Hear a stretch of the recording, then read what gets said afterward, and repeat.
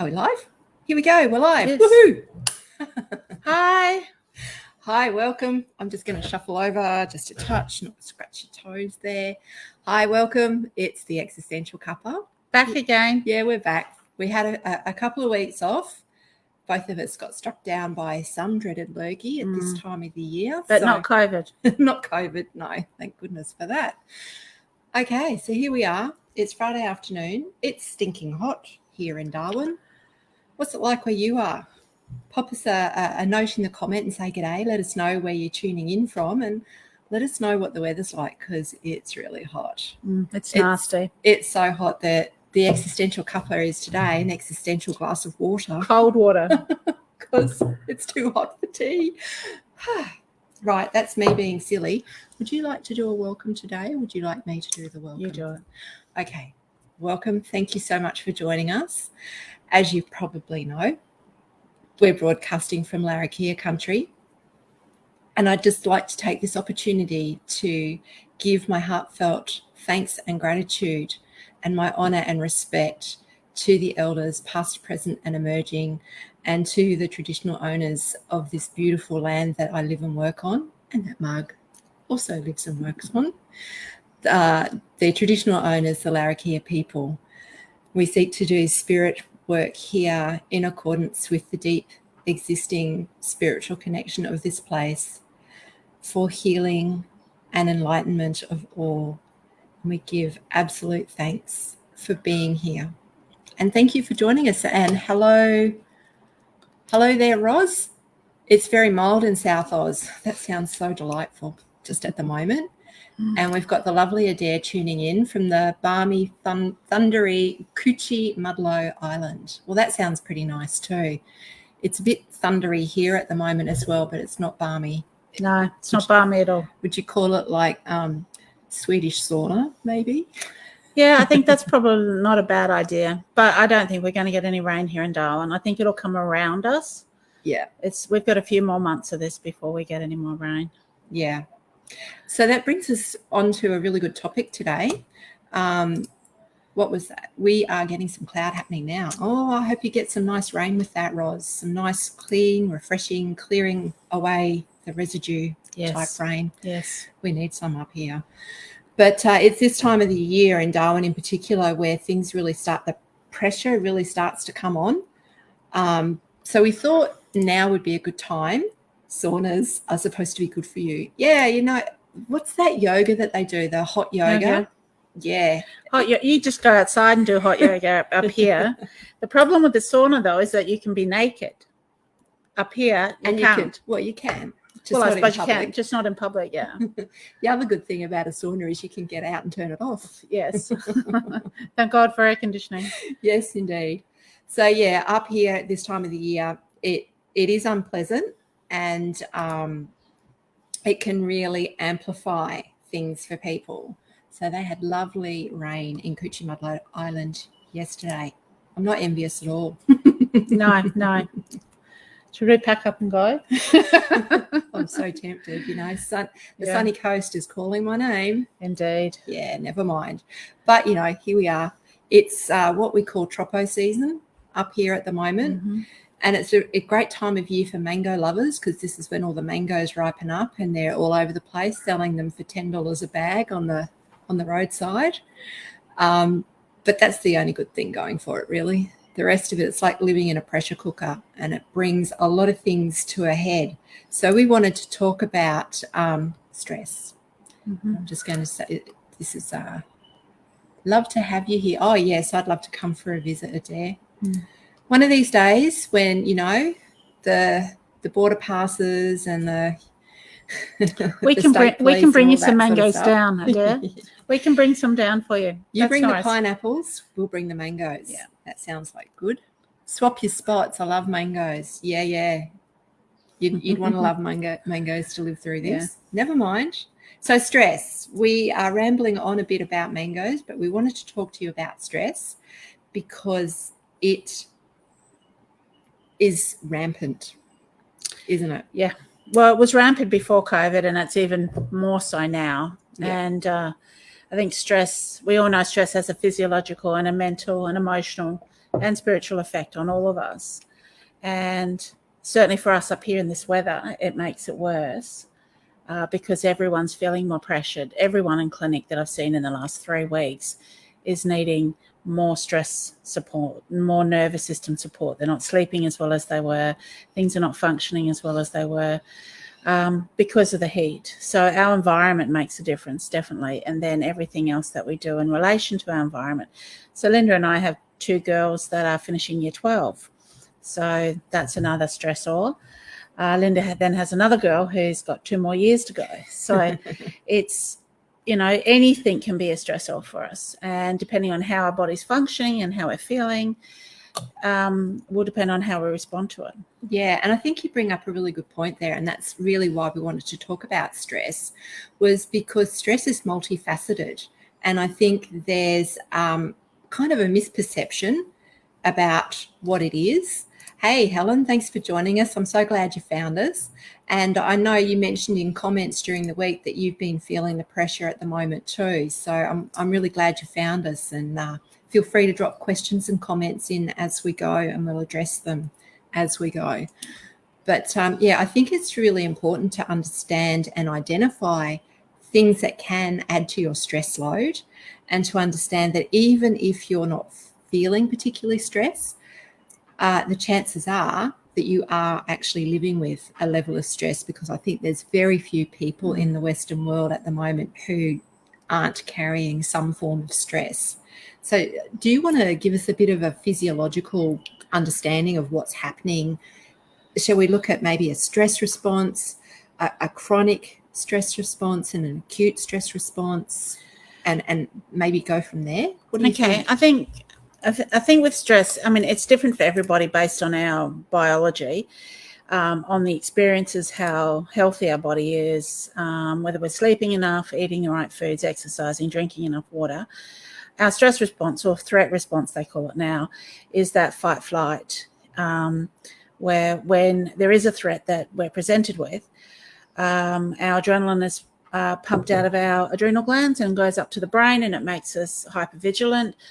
And the cortisol goes to the gut, and it says to the gut, hey guys, I need all that energy that you're using to digest dinner the night before out to the arms and the legs, so we can stand and fight and run away and hide. So when we were cavemen, this kind of worked really well. Wake up, stretch, go outside, saber-toothed tiger. Adrenaline up to the brain, cortisol out to the gut, and we stand and fight, or we run away and hide. So we can grab some breakfast, or we run away and hide from the breakfast. We don't become breakfast. And then that response gets shut down. But in today's world, it's always on. There's always something else. We think we deal with one thing, and then something else pops up. For me, a big stressor is when my appliances don't work. I find that very stressful.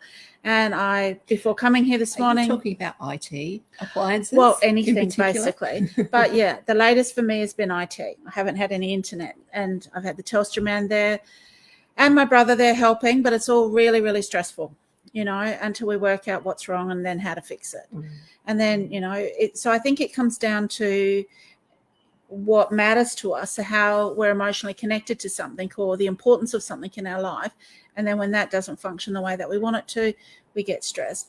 What Linda said about not realizing that we're stressed is really common as well.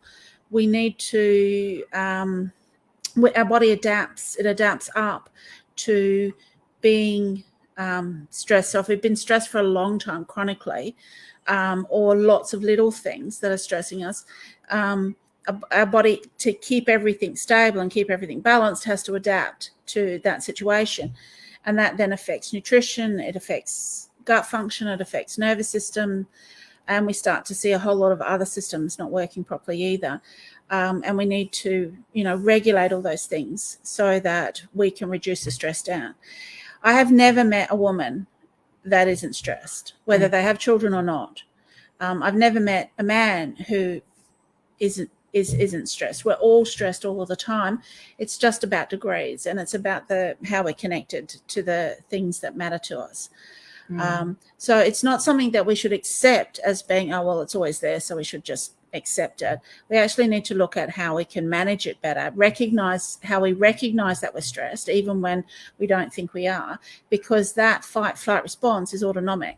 We don't turn it on and off with our brain. Well, we do, but we don't have any control of that happening. So even though we might not think that we're stressed, we actually are physiologically, and we're seeing deterioration in the body. So that's a big deal. And chronically, that occurs throughout the whole of our lifetime. And it's one of the things that ages us significantly. Our Western lifestyle is not a healthy lifestyle. We're the only culture in the world that doesn't have a little nap in the afternoon. You know what? I like those afternoon naps when I can get them. that says something, Yeah. So, and we think that we can't do that. Our work-life balance isn't as balanced as it should be, in terms of, making sure that we're coping with everything that we're doing. We're just putting more and more and more things in. Yeah, that makes me, you're just reminding me of a thought that I had earlier today as I was driving for the second time into town to pick my daughter up from something and take her to something else. And, my thought process was, it's great that I work for myself and I have this flexibility and that I am able to just drop everything and go. And then it's like, my business isn't as important as my husband's job, because he can't just drop everything and run. And I guess, he is a police officer, so that is understandable. But, even if he was working in an office, it's not okay for him to just walk out of the office and go for a drive and pick his daughter up and, take her wherever and go back and make up time later or do whatever it is. There's this idea in our heads that kind of work is more important than the kind of work that I'm doing, because I've given myself a work environment that allows me to accommodate family needs. And I've chosen that. I have consciously chosen to work this way because that's reduced my stress load. But there is this whole sense of, it's almost like righteousness about being in a workplace where you are logged in for 8 hours a day and that is your focus. And then within that, you have your set daily benchmarks that you need to meet. And for me, when I worked in advertising, those benchmarks were deadlines. And I can remember, and I still get an echo of that sense of dread and anxiety around deadlines, because that was a huge adrenaline thing. If you missed the deadline, you were really sunk. And, harking back to the days where you had to actually prepare artwork, print artwork out on a special machine that printed it on photo paper and then paste it up and then get it on a courier to get it to an airport, to get it to the interstate papers for placement, by a set time. So deadlines were a really big thing. So I told you that story to tell you, I don't know, I've lost it because the weather's got me stressed. But I do notice we have a couple of comments here that I'll just check in on those. Roz, congratulations for finding a way to build flexibility in that gives you those afternoon naps, and we'll get on to why that's important shortly. And Helen was just woken up from one and she was trying to meditate. Now that's interesting too, because that's a stress response, and we'll get on to that shortly too. So Jessica, am I pregnant or going crazy? My emotions have been way off balance lately. Any advice? Well, Jessica, probably the first advice would be to get a pregnancy test done. Absolutely. I go and get a pregnancy test done. Definitely, Yeah. I'd do that. But that's a really good question, and we'll touch on emotions in stress response as well. Yeah, and if you're not pregnant and your emotions are out of whack, then somewhere in your body we're out of balance. And we need to look at what's going on in your world, how you're sleeping, how much water you're drinking, all of those kind of things to see whether we can, whether those things will make a difference. But if you're pregnant, absolutely. That's, if you're pregnant, that's totally normal. Yeah. I just remembered why I told you the story I was telling you before. It's thinking, the stress response that we have naturally. Unfortunately, we've taught ourselves how to trigger that with thought alone. So we don't actually have to be facing a physical threat for the threat response to kick in. just the thought of missing a deadline was enough for my adrenal system to go into overdrive, even though some of the things I had absolutely no control over, like courier and traffic, getting to the airport, stuff like that. So, but it's not just me. We tend to do that with the catastrophizing and thinking about the what ifs, or even, regretting the what has been. These types of things keep us in a constant state of low-grade stress because we mull things over and just keep ourselves in a state of overdrive. And that's not a good thing. Yeah. That is not a good thing. No. So sorry, I interrupted you with some, you were giving some really good physiological advice. Oh, was it? Okay. Yeah, we're talking physiologically about the acute stress versus chronic stress. Yeah. So, I mean, acute, because it's an autonomic process, when a stressor is reduced or a deadline's met or things have changed, our stress response will drop, but it won't stop. It will always be slightly on too high.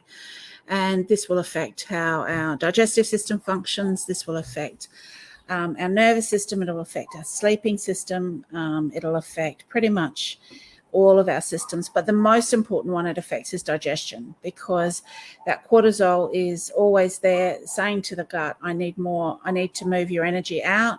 The gut is the one area of the body that has the most amount of, and it requires the most amount of energy. So it needs this to do a variety of different jobs that it has to do. And if some of those jobs don't work, or they're not happening as frequently, then we're going to see a whole lot of other changes happen in our digestive system, and our gut doesn't work properly. That then affects our mood, because we're not getting adequate amount of nutrition up to our brain, all this kind of stuff. So gut function is really important in helping us to maintain and manage our stress. So when we have gut dysfunction, but we don't think we're stressed, the gut dysfunction is probably an indication that we are, and we need to address that issue. And that's a really important thing. I just noticed this comment from Jessica. Yeah, hi Jessica. Look, we don't do the channeling work that some of the other ladies on the My Time TV channel do. We are intuitives, but our stuff is more based around what's going on in people's bodies and doing body reading work. So, as a client, that would be something that either of us could help you with. But yeah, I definitely recommend that you get in touch with your primary care provider and just follow up with that, because sometimes those the self-help urine test things, pregnancy kits, do show up a false negative. So it is worth just getting confirmation on what's happening there for you. So the other thing that was mentioned up here was Helen was talking about she's just woken up from a nap, although she was trying to meditate. And I did say, that's actually a stress response as well. So let's talk a little bit about what we can do for ourselves if we are feeling stressed. And one of the really good things to do is to start soothing the nervous system. And the most obvious and easiest things to connect with as a starting point is the breath, because the breath is actually about the one and only conscious connection that you have with that autonomic part of the body that controls the stress response. So even just connecting with the breath, we could do a quick one now if you like. Yeah. I'll just take this comment down. So if you're watching and you're not listening while you're driving, if you are driving, maybe try this one when you stop somewhere and come back and have a look.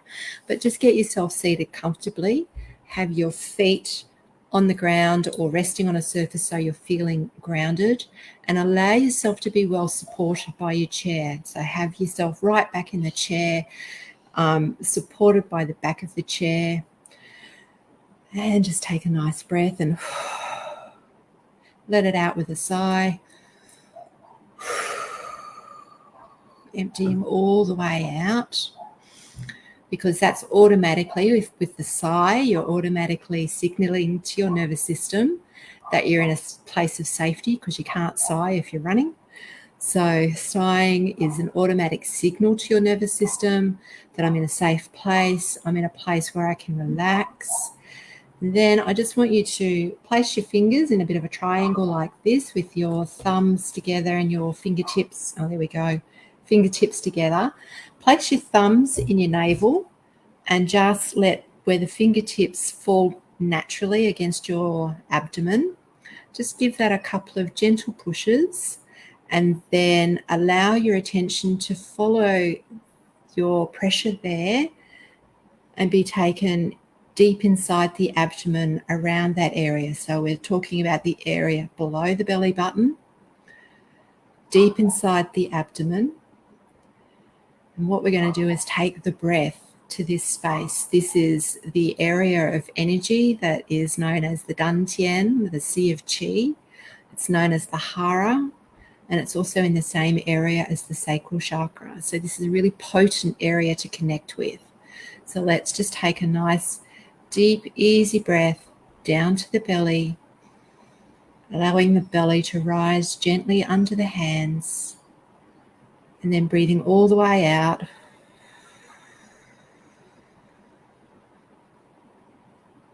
Just letting the belly fall all the way to the back of the spine. Emptying completely out and drawing a nice deep belly breath in.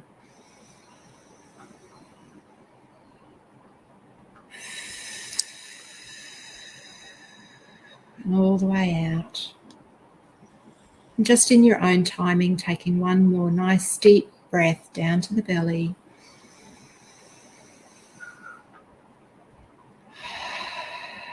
And breathing all the way out. Just letting your breath now come back into its own easy, natural rhythm. Just taking note of how you feel.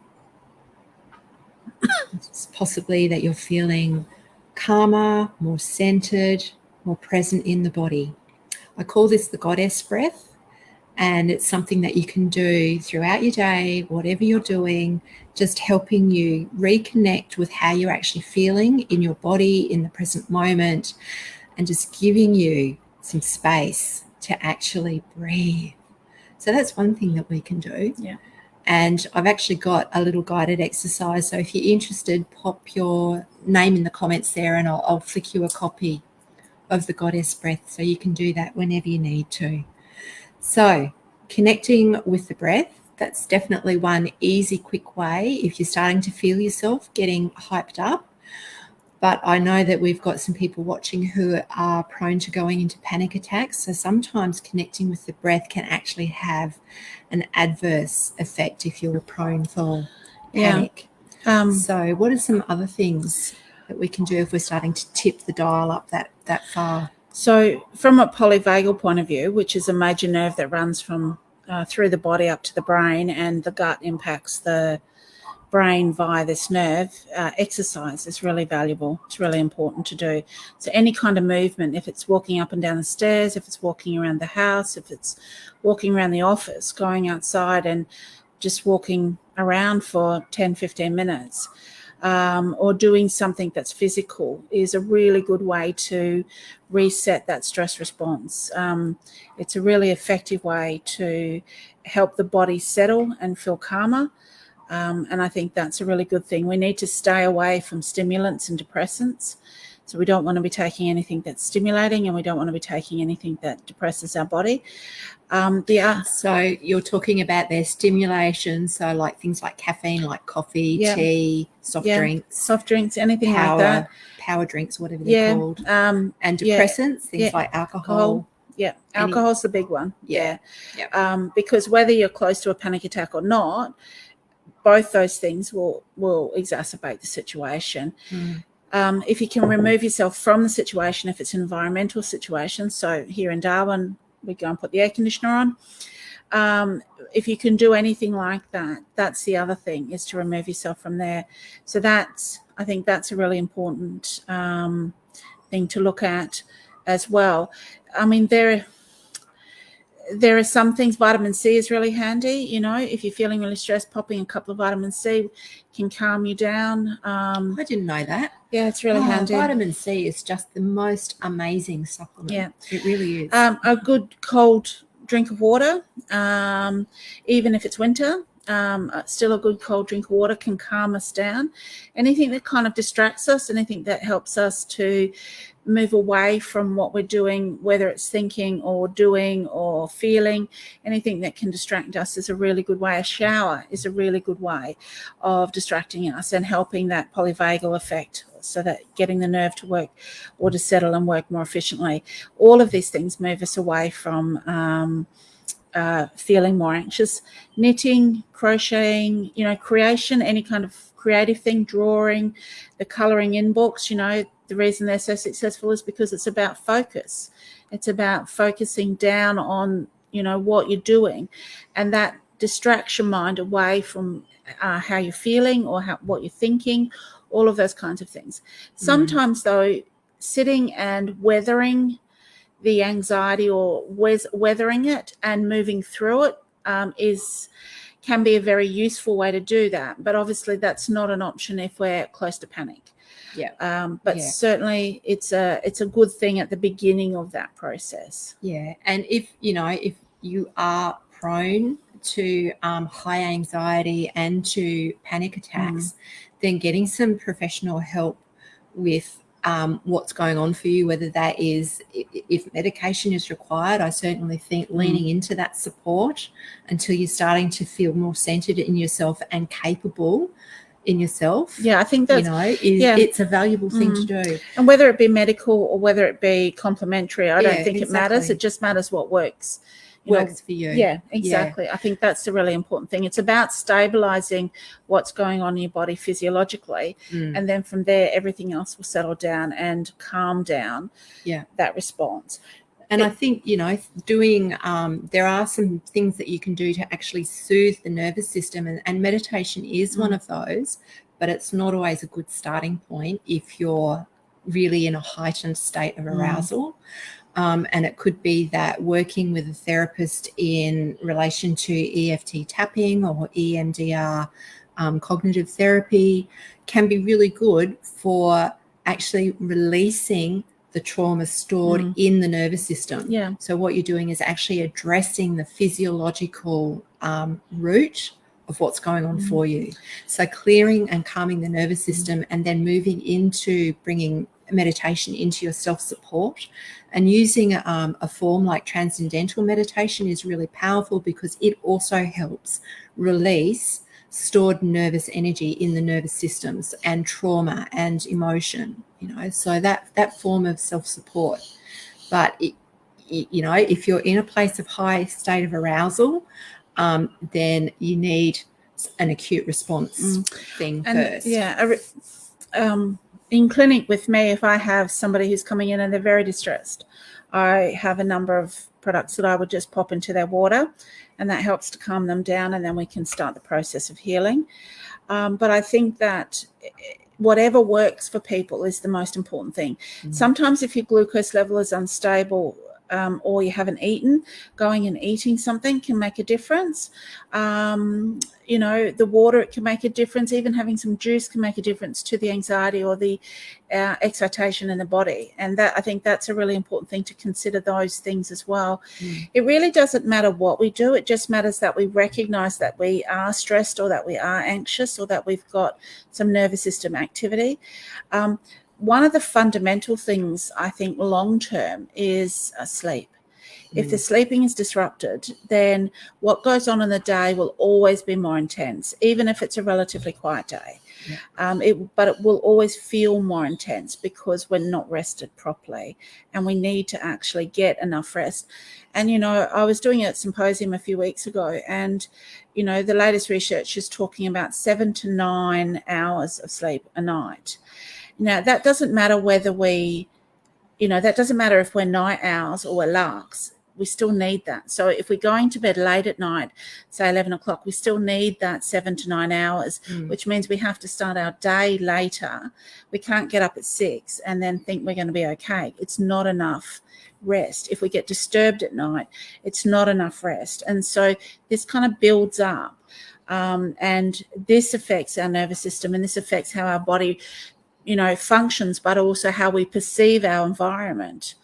And that's a really important thing. I wonder, with me and the IT stuff recently, it's been full moon. And so on full moon, I don't sleep very well. So I'm a bit tighter. So maybe I didn't cope as well, with the IT issues because of that, So if I'd slept all the way through, I might not have had as many issues. I don't know, possibly. Yeah. But it's that kind of stuff. So I think it's really, really important for us to think about what it is that we need to do.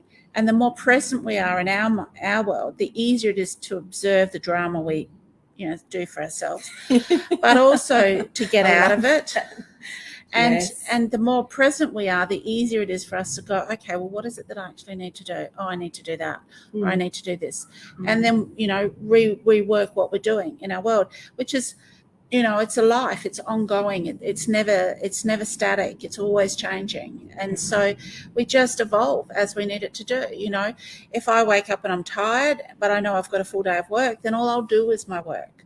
I won't do any admin. I won't do anything else. I'll do the bare minimum of everything else, and I'll just see my patients. And that's it. Yeah. But if I've got a lot of energy. It's really interesting because our way of life and our way of working in particular, it's almost geared to keep us fractured. It fractures our attention and it fractures our energy, and we barely ever give ourselves time to regroup properly.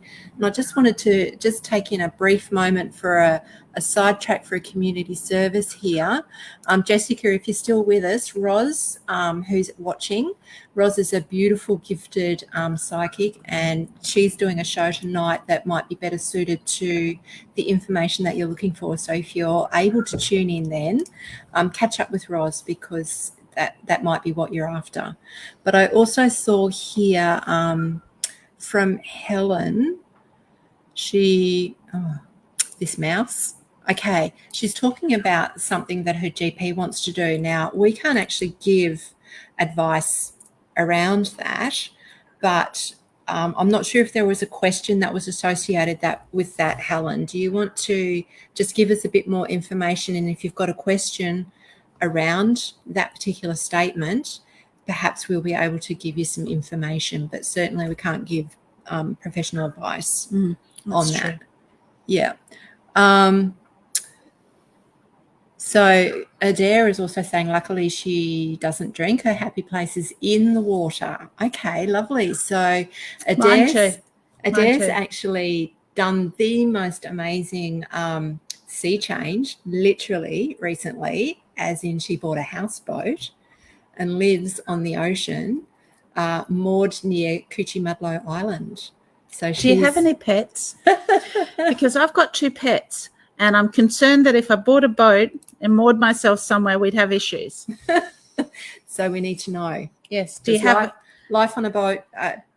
Preclude cat and dog in particular? Yeah, specifically. Does it preclude pets? Because that would be very nice.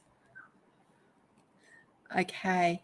Helen's been waking at 3 a.m. with heart racing and sweats. Yeah. It's an overload of cortisol.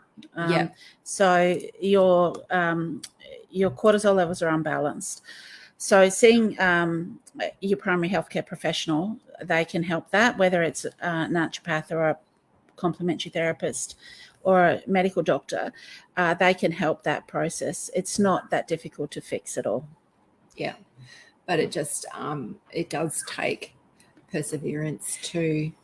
Yeah, it's just a matter of support yourself through the process. Yeah, that's exactly right. But it, from a clinical point of view, it's not that difficult to fix. It's just a matter of finding somebody who knows what they're doing and doing it, and working with them so that you can, build a plan and make sure that everything else is functioning properly too. And you'll probably find once that hormone balance starts to even out, your meditation practice will become easier and easier. And just on the the question you put up before about the falling asleep during meditation, there's a couple of things going on there for you. Part of it is stress. It could be that your body's just gone, oh my God, she's stopped. I just need to rest. And if you need to rest, that's a good thing. Buddha always said the best meditation is sleep. Yeah. So that's okay. It's okay to fall asleep if you're meditating. That's actually fine. It means your body needs to rest. And once you've kind of built up a little bit of that reserve of finding a little bit of hormonal balance, finding a little bit of release through the nervous system, and, you know, settling into a place where meditation actually becomes a supportive practice for you, that will be the time to start looking at, well, if I'm still falling asleep, is this now because I'm still stressed, or is this now because my ego mind, my personality self, my thought-based me is trying to sabotage my wanting to be in connection with higher consciousness? Indeed. Yeah. But and whether your gut works properly too. Yeah. So, but certainly getting the physiological side soothed and more balanced and in a better place to support meditation practice. Yes, I agree. I think that's a really important thing. The way to go. Otherwise, you're just going to get really frustrated. Yeah. But I think also with meditation too, don't overthink it too much. You know, it doesn't matter what kind of meditation you do. They all have benefit to some degree. It's more about, you know, I had somebody say to me recently who's just learnt TM, and they said, oh, but I'm always thinking. It's like, it's okay. You know, part of stress is that we overthink, is that we're always trying to do just the right thing, be perfect, all of this stuff. We don't actually have to do any of that. We just have to do it, and then it will come. And if we do it that way, it becomes much easier to do, and the faster we get it. And there will always be thoughts, you know, so thoughts are there. It's just whether we engage in the thought. So it's a bit like observing that the thought cloud is passing you by, or do we hop on board and go for a ride? Yeah. That's the thing. And it's the hopping on board and going for a ride that keeps you in the stress cycle. Yeah. But the cool thing about that is once you realize that you've hopped on board and you're going for a ride, and you realize that's what you're doing, and you automatically have hopped off, and you're back in your present moment. So you don't actually have to do too much. You just go, oh, I'm on the cloud again. Off I go. Yeah. You know, and you're back down, you know, doing what you're supposed to be doing. So don't overthink it. You know, I know we get worried about stuff, you know, that we think we should be doing, or how to do it, or are we doing it right? You know, the fact that we're just doing it is a really, really, really good idea. I see Adair's answered your question. Yes, I did. I saw that. Yes. But the people that previously had a dog. I'm a bit worried about the dog door. I am actually. Did the dog ever go for a swim by itself? Maybe it was a water dog that really could manage that. I'd have to be down south, not up here. You know, up here, way too many crocodiles and jellyfish. I needed to read the next comment. Thanks, Adair. So Helen is telling us that she had a few cortisol issues for a few years and worked with a naturopath. Good. Yeah. So, you know, our hormone system is under so much pressure, you know, and the way we live at the moment. And the interesting thing about the glands, about the endocrine system, is that if one gland is out, all the others will be not working at optimum level anyway. So there's one issue somewhere, then all the others will be struggling. It's all interconnected. Everything's interconnected on the bod. Yeah.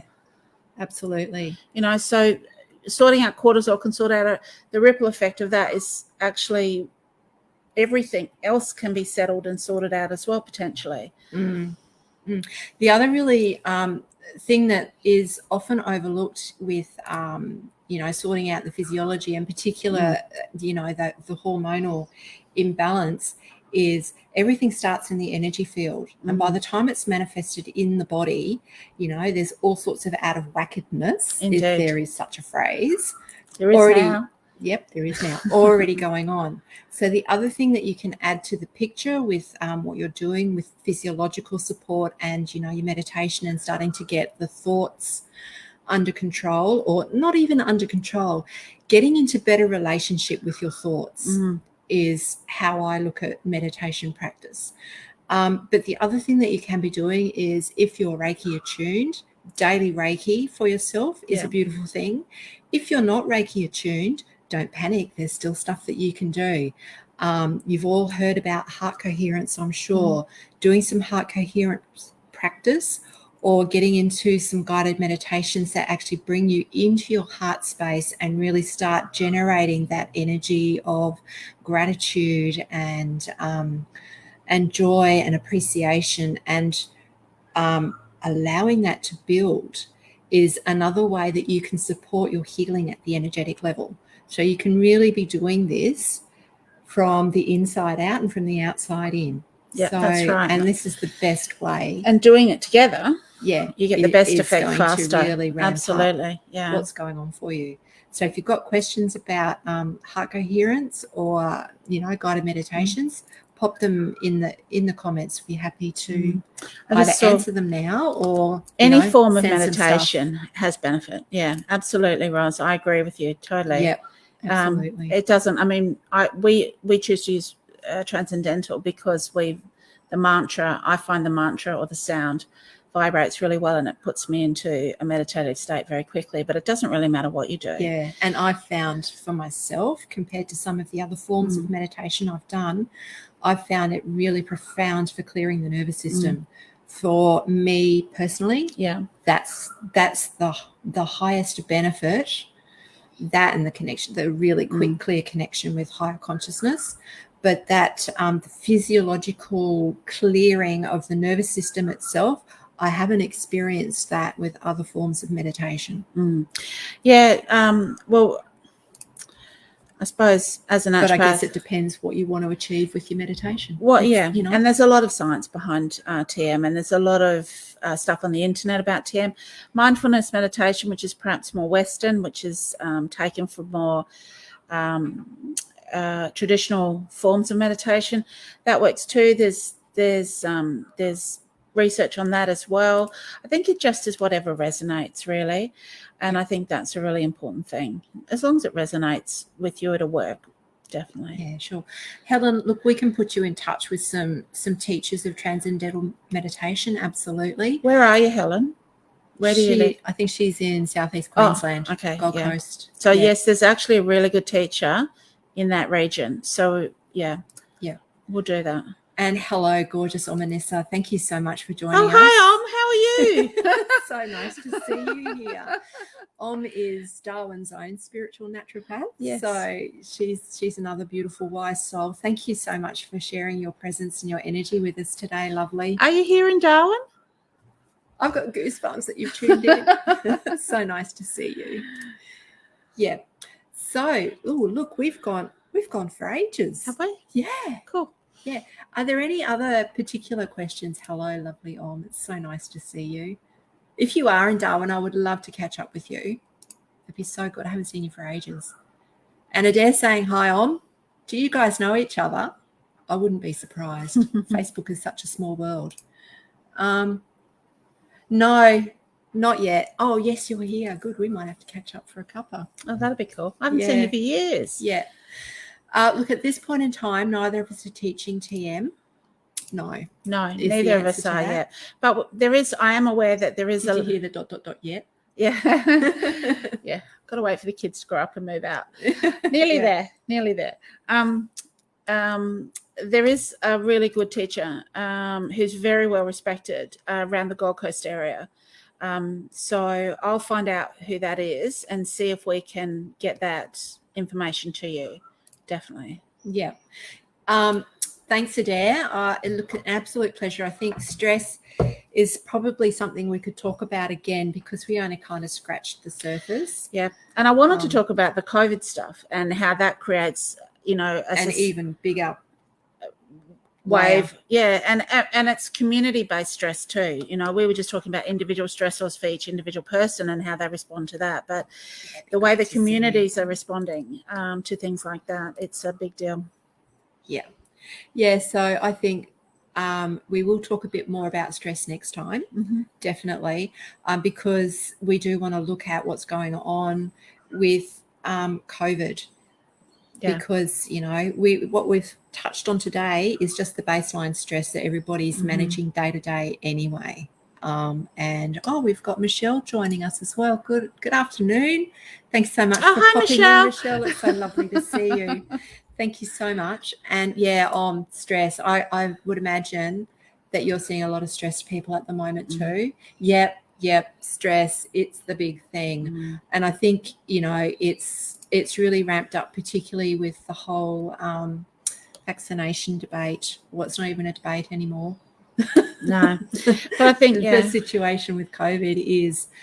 But talking, I think community stress is different to individual stress. Yeah, I think absolutely. individual stresses feed into community stress, definitely, but it is something worth considering. Yeah. And this is another really powerful point that that Helen's brought up about being an empath, and perhaps that's something we can touch on next time as well. Absolutely. So Helen, if you're able to join us again next week, looking at the community-based stress and how being an empath can actually make things so much worse for you. We might even look at, what are some of the things that people who are empathic or who are consciously aware of their empathic innate nature, how we can actually safeguard ourselves in the environment of such high levels of stress in the community conscious. I agree. I think that's worth considering. Bursting into tears. Yep.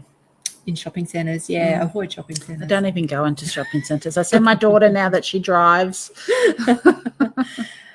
And this is the thing that we want to really address, because there is a lot of stress around this particular decision, whether you're pro or anti. That's not a consideration. It's just what is right for me in this environment. It's really stressful. Yeah. And so much division. Yeah. And that's what we want to focus on, the conflict that's being created, the unnecessary conflict. Yeah. It is unnecessary. Yeah. So we want to save all this juiciness up for next time. So today was a really good Thank you, everybody. A nice, really baseline check-in on stress. Thank you, Om. Thank you so much for being here. It's wonderful to have you. It's wonderful. Thank you all. Yeah. So I think that's it for stress this week. For this week. And we'll talk more about the collective conscious stress and what we're experiencing that's been ramped up over and above the baseline. Yeah. Yeah. Thanks so much, everybody, for joining us. It's been a really good conversation this afternoon, and we really appreciate and value your contributions. So thank you so much. And if you have anything you want to add for next week, let us know. Let us know. Absolutely. So, yes, have a lovely weekend. We will indeed. Thank you, and you too. And so lovely. Thanks, Helen. You know what? I think I've mentioned this before, but Helen and I worked together in Sydney just a couple of years ago. Yeah, that's so cool. When I finished uni, my first job out of uni, I was working with Helen. That's so cool. Yeah, we were the marketing department, weren't we, Helen? Between us. Yeah. So, yep, have a lovely weekend, and thanking you for your absolute pleasure sharing of your wisdom and expertise. 32 years ago. Are you kidding? Oh, my God, Helen. Yeah, that was a long time ago. I was such a baby then.